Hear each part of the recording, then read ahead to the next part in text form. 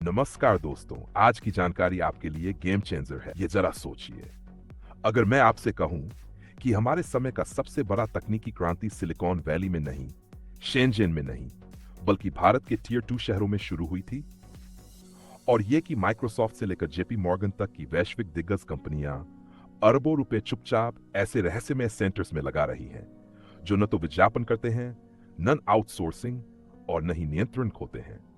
इन्हें कहा जाता है जीसीसी, ग्लोबल कैपेबिलिटी सेंटर्स।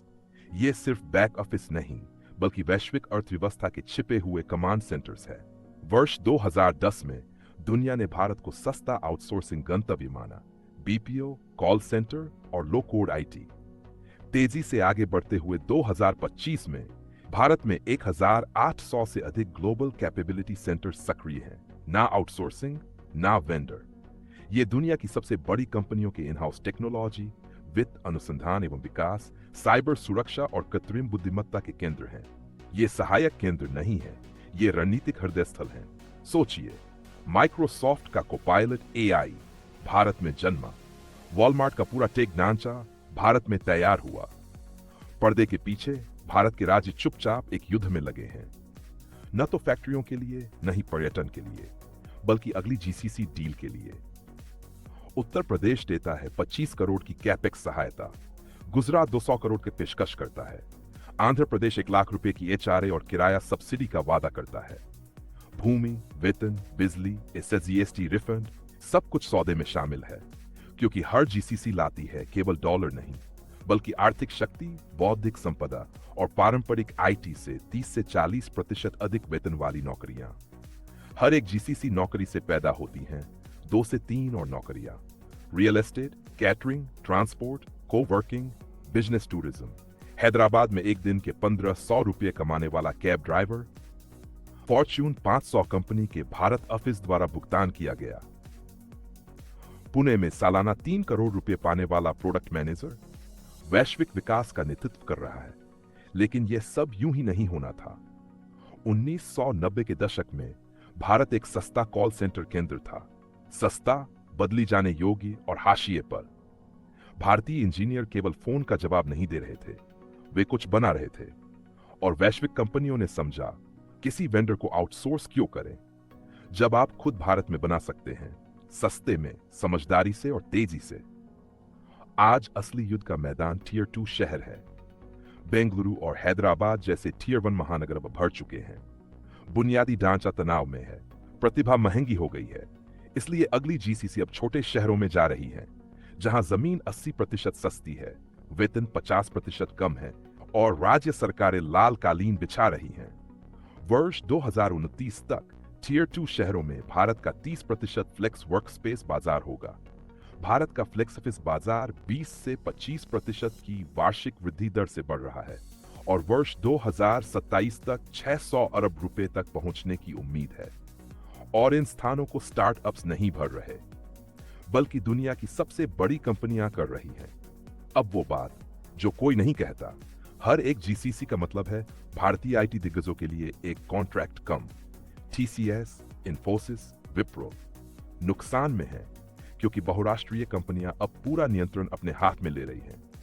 नवाचार को किराए पर क्यों ले, जब आप उसे स्वयं बना सकते हैं? वेंडर पर क्यों निर्भर रहें, जब आपका भारत केंद्र खुद इन हाउस आईपी बना और बचा सकता है? ये पसीने से भरे फैक्ट्री जैसे केंद्र नहीं है, ये वो जगहें हैं जहां दुनिया का भविष्य तैयार हो रहा है।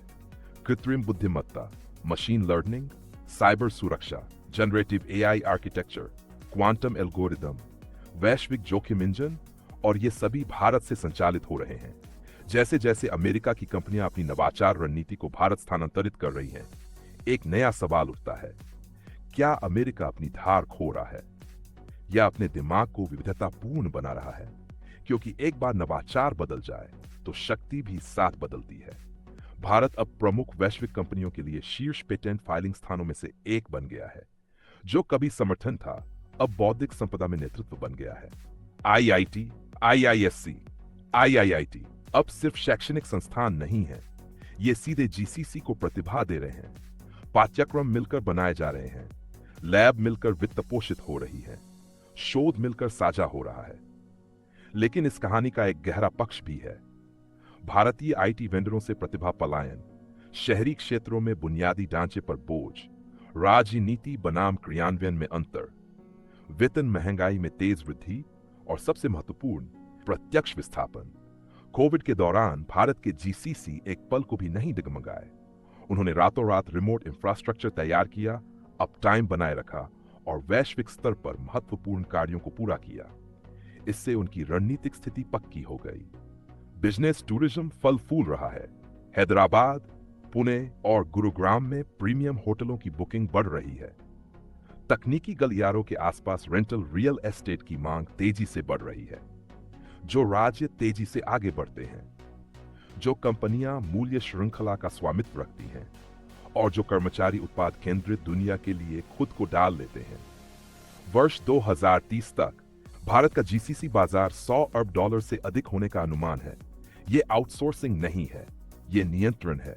ये एक नया साम्राज्य है, चुपचाप, विधिपूर्वक, अदृश्य रूप से तैयार हो रहा है और ये पहले ही वैश्विक अर्थव्यवस्था को बदल रहा है। इसे कभी बैक ऑफिस कहा गया था, ये युद्ध कक्ष बन चुका है। जो कोड यहां लिखा गया है वही दुनिया को चला रहा है। यह अंत नहीं था, यह तो एक शुरुआत थी और आखिरी कड़ी अब भी गायब है।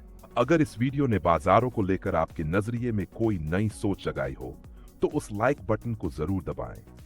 अगर आप किसी ऐसे व्यक्ति को जानते हैं जिसे ये जरूर देखना चाहिए तो इसे अपने निवेशक मित्रों के साथ साझा करें।